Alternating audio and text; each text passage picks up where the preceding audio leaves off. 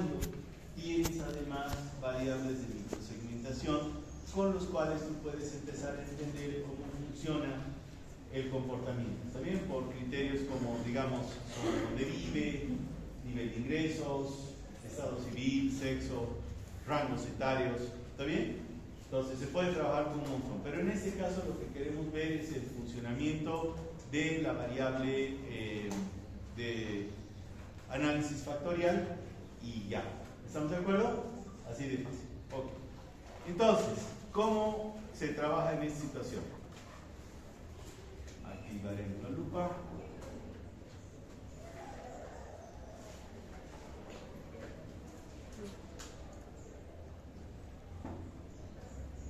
Entro a analizar, reducción de dimensiones, factor. Analizar, reducción de dimensiones, factor. ¿Está bien?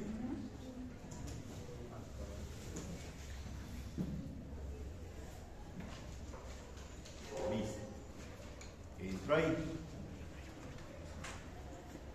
Ahí tengo la clásica ventana. ¿De acuerdo? En este caso, todas estas son variables. Dado que tuviera otra variable de microsegmentación, como sexo, zona donde vive, estado civil, lo que sea, que tal vez dentro del modelo puede ser interesante, podría utilizarlo como variable de selección y me haría un análisis diferenciado entre un grupo y otro. ¿Estamos de acuerdo? Para ver cómo funciona. Y esto es interesante. ¿De acuerdo? Entonces, ¿qué es lo que vamos a trabajar? Movemos todas nuestras variables. En este caso son todas. En el caso de una encuesta veríamos cuáles son las variables que vamos a mover, pero en este caso, para este ejemplo, son todas ellas, excepto la boleta, que es el número de identificador de cada uno. ¿Está bien? Listo. Lo ponemos ahí. ¿De acuerdo? Ahora, aquí vamos a utilizar un montón de todas estas cuestiones, así que con calmita. En descriptivos, primero, necesito solución inicial.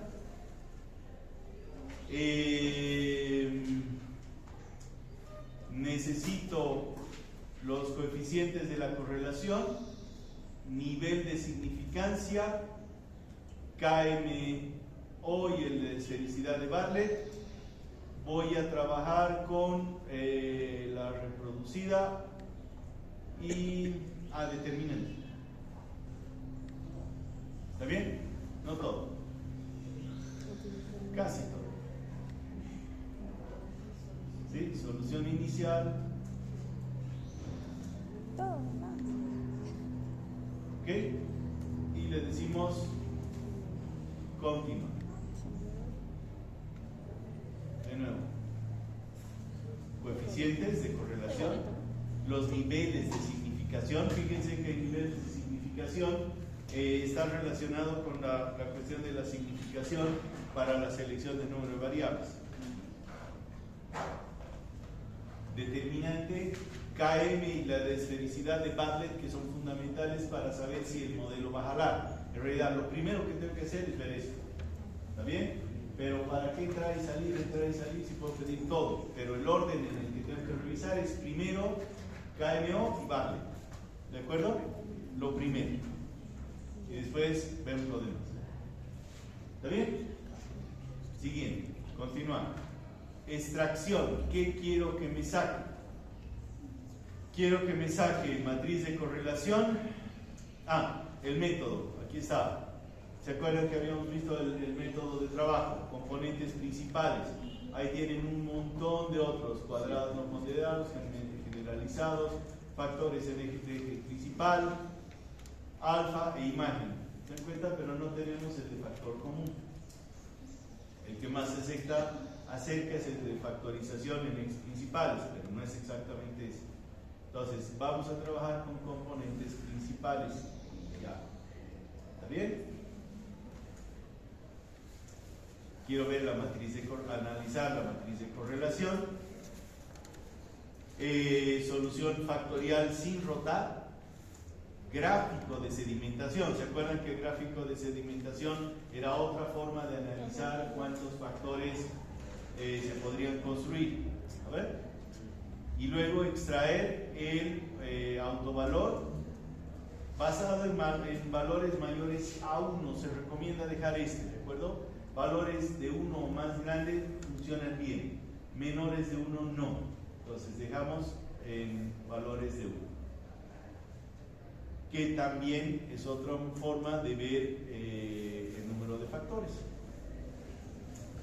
Entonces, como ven, aquí están varios de los modelos de análisis de factores, como les decía. ¿Está bien?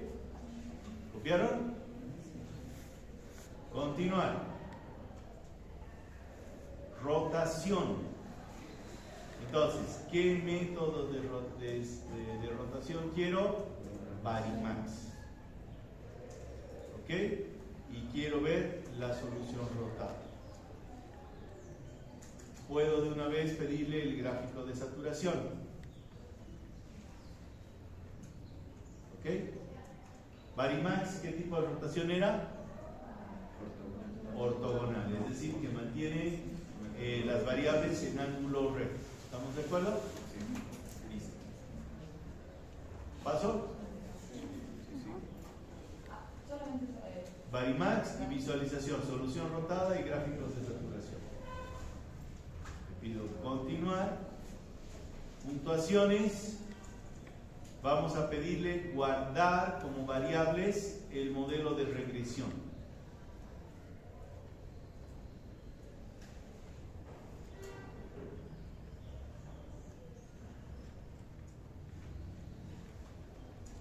¿Sí? Vamos a guardar esto. Continuar. Y en opciones formato de presentación ordenado por tamaños, ¿sí? Ordenado por tamaños, para que de esa forma no tenga que estar viendo cuál es el más chiquito y cuál es el más grande directo. Me los voy a presentar ordenaditos y es más fácil para analizar. Y le vamos a pedir de una suprimir valores pequeños de coeficiente. ¿Qué tan pequeños? Habíamos dicho de 0,5, ¿no ven? Menores a 0,5. Esos me los va a dejar fuera, porque son muy chiquititos. ¿Está bien? 0,5.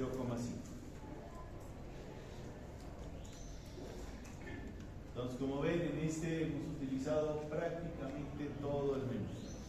¿Está bien? Puntuaciones factoriales. Estamos viendo el guardar. Ya. Estos son ¿se acuerdan que en los modelos para la selección habíamos dicho que son los puntos factoriales o bien variable, una variable, se me va el nombrecito, una variable sustituta, digamos. ¿A ver? ¿Se acuerdan que les mostré? No se acuerdan, ¿no? ¿Listo? Eso es. Listo. Y le digo aceptar. Y ahora se viene la hecatombe, porque aquí viene un montón de cosas. ¿Está bien? Entonces, me presenta la matriz de correlación. Cosas importantes en la matriz de correlación. Obviamente tienes 1 a 1, ¿no ve? Variable 1, variable 2. Entonces, si se fijan ustedes, en la diagonal principal hay unos. ¿Por qué? Porque la correlación entre una variable y sí misma es 1, ¿no ve? Va a ser correlación perfecta, porque los puntos se encajan en el mismo lugar. Entonces, ahí tienes las variables de correlación. ¿Qué vemos en esta variable de correlación? Para que vayan entendiendo lo que va a ir pasando. Si ustedes se fijan, entre más llegado a 1 sea, porque es correlación, entre más está entre 0 y 1, considerando valores absolutos, o sea, puede ser correlación positiva o negativa. ¿Cuándo es correlación negativa? Cuando uno sube y el otro valor baja. ¿No ve? Esa es correlación negativa. Pero en valor absoluto, entre más cerca uno esté, mejor correlación hay. Por eso la correlación entre las mismas variables es 1, es correlación perfecta. Entonces, entre más grande, mejor. Entonces, ahí podemos ver que hay algunos que tienen baja correlación y otros que tienen alta correlación. Algunos correlación positiva, otros correlación negativa. ¿Estamos de acuerdo con eso? En primera instancia, desde esta matriz de correlación, yo debería trabajar, yo podría trabajar. Pero el SPSS ya me hace todo el trabajo, pero quiero mostrarles paso a paso qué es lo que va sucediendo. ¿Está bien? En la significación, de nuevo, básicamente, ¿qué es lo que me dice? Obvio, la significación en la diagonal principal no va a tener sentido. ¿A ver? En este caso, los valores que sean menores a 0,05 es donde va a haber relevancia. Entonces, si logro que se quite ese mensajito, fíjense que coincide. En fortalecer encías tenía el factor de correlación más alto. En la prueba de significancia, en fortalecer encías tengo un valor menor a 0,05. ¿Está bien? Entonces, como que los dos nos dicen lo mismo. ¿Está bien? Entonces, básicamente es una comprobación adicional al modelo. ¿Estamos de acuerdo? Listo. Ahora, este valor del determinante es importante. El valor del determinante, ¿se acuerdan en matrices que se calcula el determinante de una matriz? ¿Sí? Entonces, entre más próximo a 0 sea, mejor el sistema, o sea, la matriz es mejor, representa mejor, se puede trabajar. ¿Estamos de acuerdo? Entonces, por debajo de 0,1 funciona, el determinante es de 0,1 funciona, pero entre más chiquitito funciona mejor. ¿Estamos de acuerdo? Ahora, este es el que deberíamos ver primero, el de Barlett.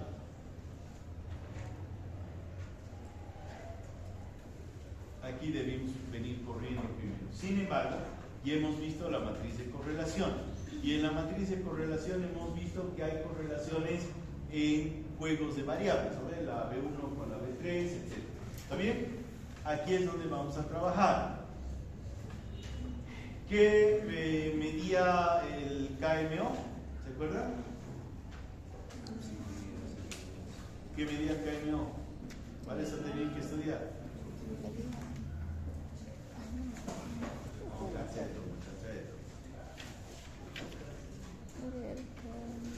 KMO, ¿qué medía? Indicador. Sí, sí es adecuado. ¿Perdón? ¿Perdón? ¿Qué cosa? Valores pequeños. ¿Qué mide el KMO? Que el análisis factorial sea válido. Que el tamaño de la muestra sea suficiente para aplicar el análisis factorial. ¿Recuerdan? Ya habíamos dicho en el planteamiento del problema que por cada variable deberías tener 4 o 5 encuestas realizadas. ¿De acuerdo? Y eso es lo que te está midiendo. Entonces, ¿qué pasa aquí? Que nos da 0,6. Entre más cerca uno, mejor el modelo del KMO. ¿De acuerdo? Mejor. ¿Qué pasa? Tenemos 30 datos y tenemos 6 variables. ¿No ves? Entonces, 6 por 5, 30.